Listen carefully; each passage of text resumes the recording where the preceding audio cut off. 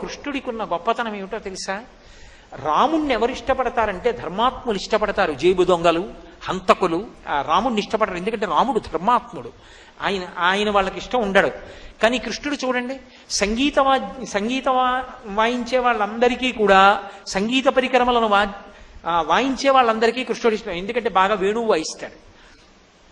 విలాస విద్యలు ఉన్న వాళ్ళకి కృష్ణుడు ఇష్టం. ఎందుకో తెలుసా? ఆయన హాయిగా అంతఃపురంలో కూర్చోవచ్చు, కానీ సారథ్యం బాగా నేర్చుకుని మంచి సారథయ్యాడు ఆ రోజుల్లో. అందుకని హాబీస్ అంటారు. హాబీలు నేర్చుకునే వాళ్ళకి కృష్ణుడు ఆదర్శం. దొంగతనం చేసే వాళ్ళకి కూడా కృష్ణుడే ఆదర్శం. మాకు ఆదిదేవుడు ఆయన ఏం చెప్పుకుంటుంటారు వాళ్ళు. ఎందుకంటే నవనీత చౌర్యం చేశాడు.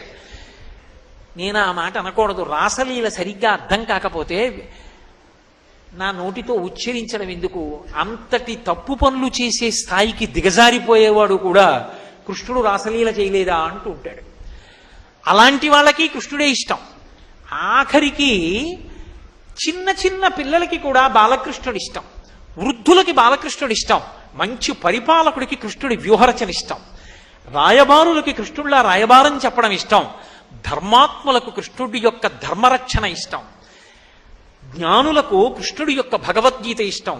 జిజ్ఞాసువులకు కృష్ణుడు చెప్పిన విషయాలు పరిశీలించడం ఇష్టం. మహాభక్తులైన వాళ్ళకి కృష్ణ పాదార వింద సంసేవనం ఇష్టం. కృష్ణుడు ఇష్టం కాని వాళ్ళెవరు? అసలు సమాజంలో ఉన్న అన్ని తరగతుల వారికి కృష్ణుడు ఇష్టమే. అందుకే కృష్ణుడి లాంటి వ్యక్తి లోకంలో ఉండడు.